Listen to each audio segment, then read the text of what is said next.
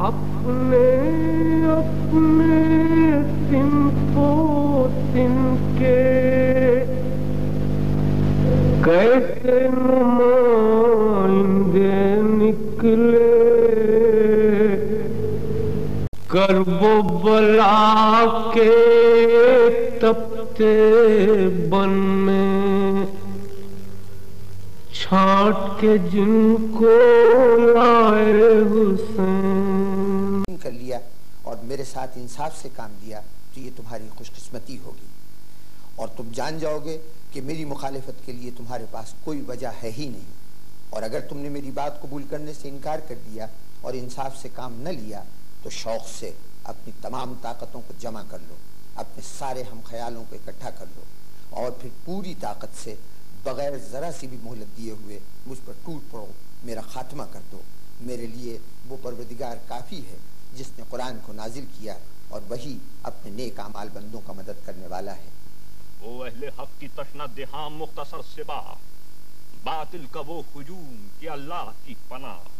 وہ ظلمتوں کے دام میں زہرا کے مہرما، تارے وہ فرق غم سے جھکائے ہوئے نگاہ،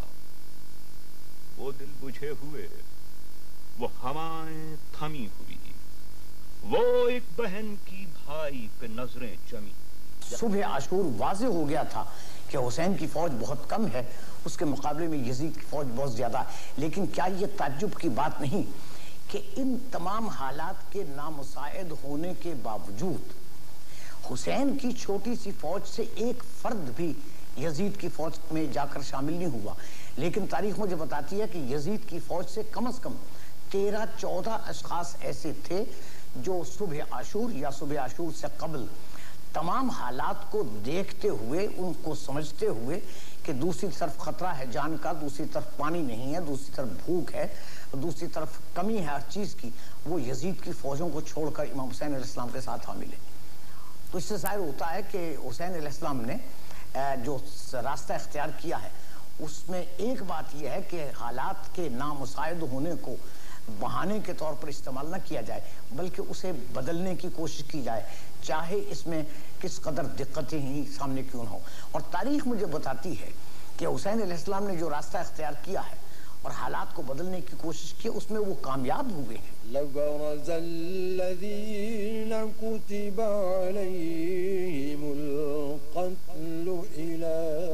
مَضَاجِعِهِمْ۔ امام نے وہ تمام دلائل جو کسی بھی معقولیت رکھنے والے انسان کو قائل کرنے کے لیے کافی ہوتے ہیں، وہ تمام دلائل اپنی تقریر میں سمو دیے۔ سب سے پہلے آپ نے اپنے نسبی رشتوں کا اظہار فرمایا۔ آپ نے کہا، سوچو کیا میں تمہارے رسول کا نواسہ نہیں ہوں؟ کیا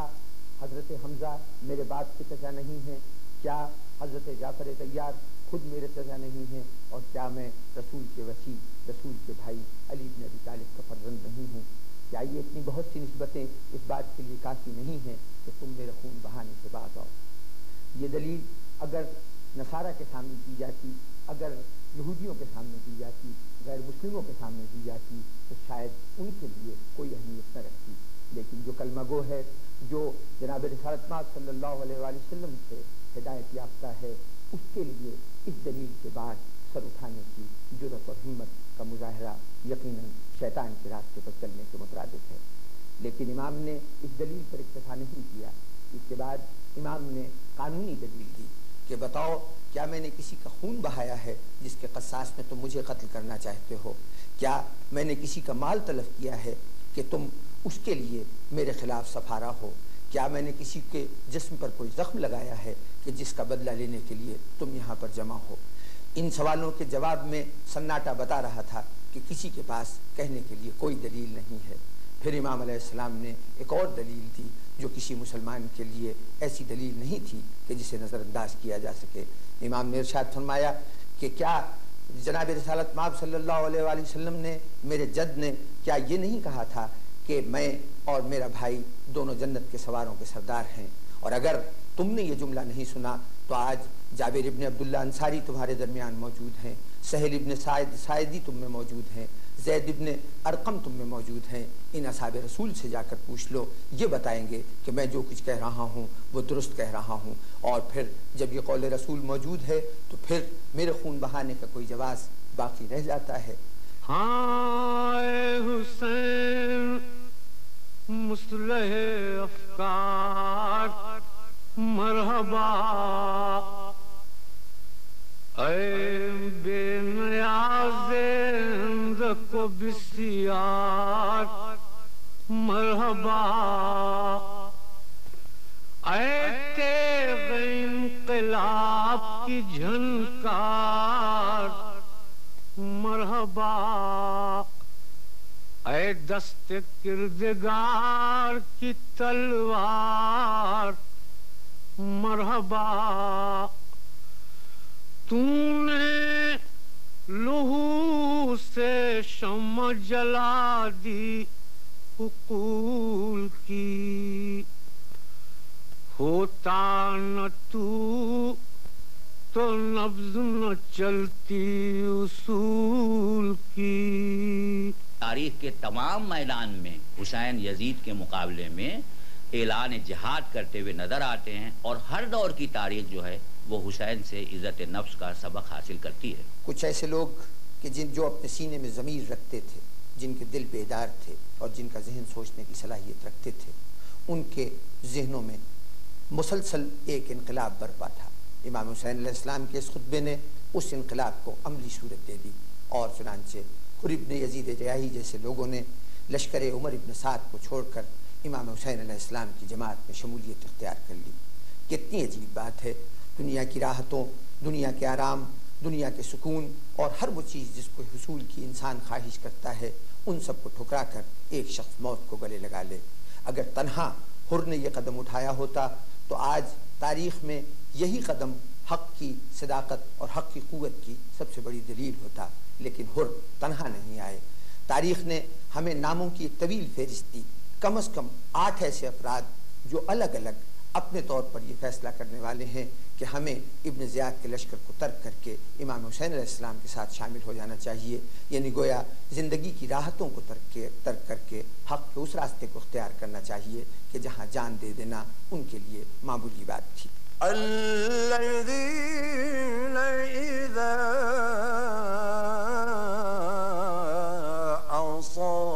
أصابتهم مصيبة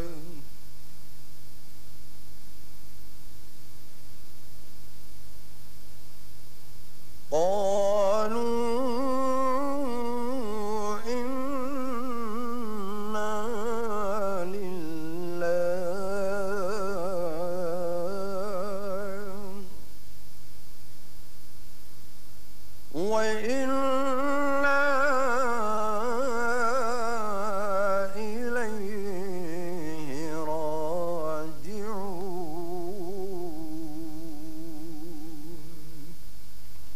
اس اثنا میں سورج کافی بلند ہو چکا تھا،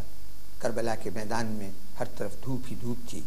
عمر ابن سعد نے اپنے شانے سے کمان اتاری، کمان پر تیر لگایا اور اس کے بعد آواز دی کہ لوگوں گواہ رہنا، میں حسین کی طرف پہلا تیر چلا رہا ہوں۔ یہ کہہ کے اس نے کمان پہ تیر چھوڑا۔ سردار کے اس عمل نے لازماً پورے لشکر میں ایک جوش پیدا کر دیا، اور ایک وقت میں ہزاروں کمانوں میں جڑے ہوئے تیر اپنے کمانوں سے آزاد ہوئے اور جماعت امام حسین علیہ السلام کی طرف بڑھنا شروع ہوئے۔ ان تیروں کی یلغار نے ایک مرتبہ یہ احساس دلا دیا کہ اب جنگ یقینی حتمی ہے۔ امام حسین علیہ السلام نے اپنے انصار کی طرف مخاطب ہو کے کہا، اٹھو، اب جنگ کے لیے تیاری کرو، اس لیے کہ دشمن نے ان تیروں کی شکل میں تمہیں جنگ کے قاصد بھیجے ہیں۔ امام حسین علیہ السلام کی اس اعلان کے ساتھ ہی امام کے جماعت سے عبداللہ ابن عمیر کلبی میدان کی طرف گئے، انہوں نے جہاد کیا، اپنے مقابل آنے والے دشمنوں کو قتل کیا۔ ان کے بعد حر ابن یزید ریاحی امام سے اجازت لے کر گئے، انہوں نے بھی اپنے جہاد میں کئی مقابل آنے والے لوگوں کو قتل کیا۔ پھر حبیب ابن مظاہر اور مسلم ابن اوسجہ، نافع ابن حلال بجلی نے جا کر جرأت کے مظاہرے کیے۔ کربلا خواب براہیم کی تعبیر بھی ہے، مطلع روشنی اسوہ شبیر بھی ہے، جہد ایثار کا پیغام ابدگیر بھی ہے، جہد ایثار کا پیغام ابدگیر بھی ہے، کربلا حر کی سنورتی ہوئی تقدیر بھی ہے، کربلا حر کی سنورتی ہوئی تقدیر بھی ہے، حر ترازی کا عمل تابا ابد جاری ہے، اب بھی عاشور کی شب دعوت بیداری ہے۔ عمر ابن حجاج زبیدی جو ابن زیاد کے لشکر کے میمنے کا سردار تھا، اس نے آ کر ایک بزدلانہ تجویز پیش کی۔ عمر ابن سعد سے کہا کہ اگر اسی طرح سے ایک ایک کر کے جاتے رہے تو ہم امام حسین علیہ السلام کی فوج کو کوئی نقصان نہیں پہنچا سکیں گے، بہتر یہ ہے کہ دور سے کھڑے ہو کر ان کے اوپر پتھراؤ کیا جائے، تیر چلائے جائیں، یہی ان کے لیے کافی ہوگا۔ اس کے بعد اپنے جماعت سے مخاطب ہوا، یعنی اپنے میمنے سے، اس گروہ سے کہ جس کا وہ سردار تھا، کہ تم لوگ میدان کے اندر میرے ساتھ نکلو، آؤ حسین کے اوپر کچھ قریب جا کر حملہ کرتے ہیں۔ عمر ابن حجاج زبیدی اپنی فوج کو لے کر بڑھا۔ امام حسین علیہ السلام کے میسرے نے یعنی بائیں بازو نے اس حملے کا مقابلہ کیا۔ یہ حملہ پوری شدت سے کیا گیا تھا، لیکن مقابلہ کرنے والے جس ایمان، جس قربانی کے جذبے سے سرشار تھے، اس جذبے نے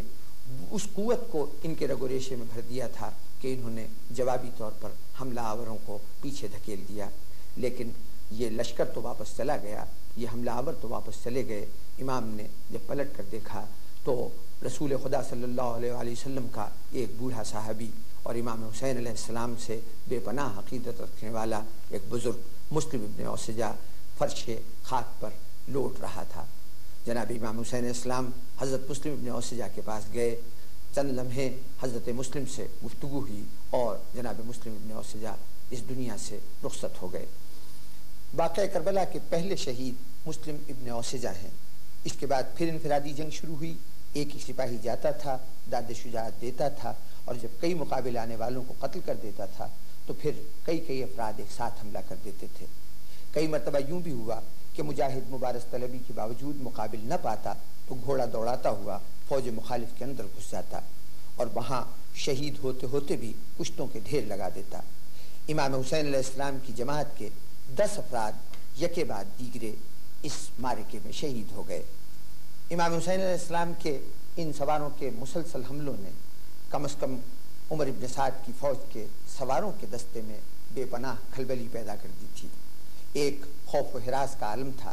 اس عالم میں عمر ابن سعد نے یہی مناسب سمجھا کہ جماعت امام حسین علیہ السلام پر ایک ساتھ حملہ کر دیا جائے۔ شروع میں کوئی سردار اس حملے کے لیے تیار نہیں ہو رہا تھا۔ آخر بنو تمیم کے سردار حسین ابن تمیم کو ہدایت دی گئی کہ وہ 500 تیر اندازوں کے ساتھ بڑھے۔ یہ تیر انداز بڑھتے بڑھتے اتنے قریب آ گئے کہ امام حسین علیہ السلام کے سپاہیوں کا نشانہ لیا جا سکے، اور انہوں نے ایک نیم دائرے کی شکل اختیار کرنے کے بعد امام حسین علیہ السلام کے پورے لشکر پر ایک ساتھ تیر اندازی شروع کر دی۔ 500 تیر لوہے کی چادر بن کر جماعت حسینی کی طرف بڑھے۔ امام حسین علیہ السلام کے بہادر سپاہیوں نے اپنے نیزے ہاتھوں میں اٹھائے، تیر کھاتے جاتے تھے اور دشمن کی صفوں میں گھستے ہوئے ان کو قتل بھی کرتے جاتے تھے، ان کو پیچھے دھکیلتے بھی جاتے تھے۔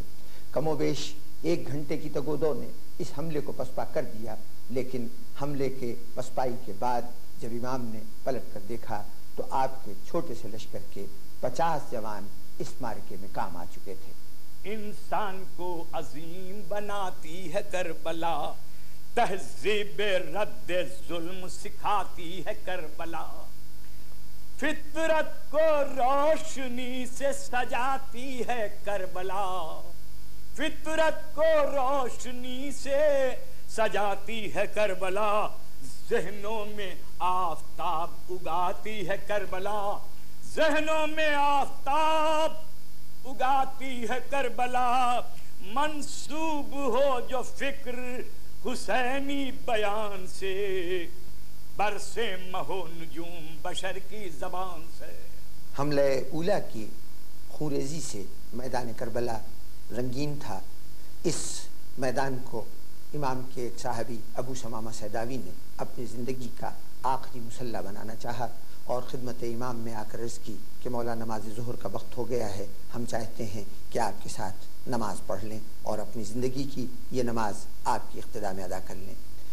امام نے ان کو دعائے خیر دی اور اس کے بعد یہ کہا کہ عمر ابن سعد سے کہو کہ کچھ دیر کے لیے جنگ روک لے تاکہ ہم نماز ادا کر سکیں۔ جب یہ جملہ کہا گیا تو حسین ابن تمیم نے جواب میں کہا تھا کہ حسین تمہاری تو نماز ہی قبول نہیں ہوگی۔ یہ جملہ اس سے کہا جا رہا ہے کہ جس کے گھر سے، جس کی عطا سے دنیا لفظ نماز اور مفہوم صلاۃ سے آگاہ ہوئی تھی۔ امام حسین علیہ السلام اس بات کا کیا جواب دیتے، لیکن حضرت حبیب ابن مظاہر اس بات کی شدت پر تڑپ اٹھے اور انہوں نے حسین ابن تمیم پر حملہ کیا۔ حسین خود تو اپنے لشکر کے اندر بھاگ کر چھپ گیا، لیکن حضرت حبیب ابن مظاہر نے جہاد شروع کر دیا۔ ایک ہنگامے کی سی کیفیت پیدا ہو گئی اور نتیجتاً کچھ دیر کے بعد حضرت حبیب بھی شہید ہو گئے۔ پھر خر ابن یزید ریاحی، جن کا گھوڑا حملہ اولا کے اندر مارا جا چکا تھا، پاپیادہ میدان میں آئے اور انہوں نے جہاد شروع کیا اور وہ بھی شہید ہو کر میدان میں گر گئے۔ اور وہ جس نے نماز ظہر ادا کرنے کی فرمائش کی تھی، یعنی ابو شمامہ سیداوی، وہ بھی اس ہنگامہ داروگیر میں واصل بارگاہ خدا بندی ہو گئے۔ ان تینوں شہداء کے راہ حق میں پہنچ جانے کے بعد اب امام نے کہا کہ ہمیں بہرطور نماز ظہر ادا کرنی ہے۔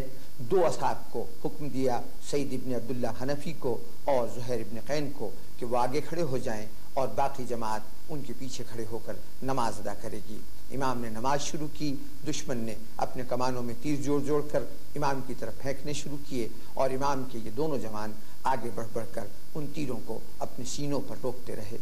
ادھر نماز امام حسین علیہ السلام اختتام تک پہنچی اور ادھر سعید ابن عبداللہ حنفی زخموں سے چور ہو کر فرش خاک پر گرے اور گرتے ہوئے امام کی طرف دیکھ کر صرف اتنا پوچھا کہ مولا کیا میں نے حق وفا ادا کر دیا؟ امام نے دعائے خیر سے تصدیق کی کہ ہاں تم نے وفاداروں کی صف اول میں اپنا نام درج کرا لیا ہے۔ وقت ظہر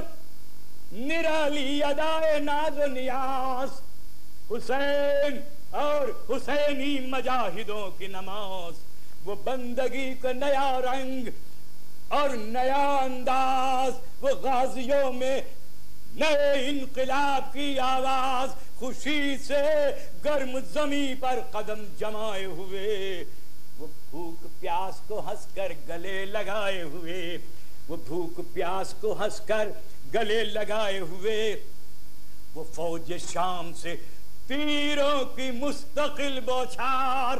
وہ زندگی میں تلاتم، وہ موت کی جھنکار، سپر کیے ہوئے سینوں کو دین کے انصار، حرم کے سامنے عزم رسول کی دیوار، فدائیوں کو تمنا کہ زندگی نہ رہے مگر اطاعت مولا میں کچھ کمی نہ رہے۔ کربلا کا واقعہ عاشور پر ختم نہیں ہوا، بلکہ در حقیقت اگر انسان اصولوں کی خاطر زندہ رہتا ہے، اقدار کی خاطر زندہ رہتا ہے، عقائد اور اعمال کے خاطر زندہ رہتا ہے، حسن سیرت، حسن اخلاق اور حسن کردار کے لیے زندہ رہتا ہے، تو پھر اس کے لیے ہر دن کربلا ہے۔ کل یوم عاشورہ، کل ارض کربلا۔ وہ صبح سے شام تک نہ معلوم کتنی قربانیوں کی منزل سے، ایثار کی منزل سے، ضبط نفس اور تحمل و برداشت کی منزل سے گزرتا ہے، اور اس واقعہ کربلا سے سبق حاصل کرتا ہے کہ نواسۂ رسول سید الشہداء امام حسین علیہ السلام ایسی مقدس اور طیب زندگی جن کی پرورش آغوش بصارت مآب میں ہوئی، جو اخلاق کے پیکر تھے، نمونہ سیرت رسول تھے، جب ان کے اوپر یہ مصیبتیں نازل ہوئیں تو ہم تو ایک خاکی آسی گنہگار بنتے ہیں۔ اگر ہم کو حرف حق کہنے میں یا راہ حق پر گامزن ہونے میں یا اپنے اصولوں کی خاطر یا اپنے اقدار کے خاطر یا اپنے ملک، وطن اور معاشرے کی اصلاح کے خاطر یا انسانیت کی بہبودی کے خاطر اگر کچھ قربانیاں دینا پڑیں، اور اگر ہم امام حسین علیہ السلام کے اس واقعے کو پیش نظر رکھیں تو یقیناً ہمیں کوئی اس میں عذر نہیں کرنا چاہیے۔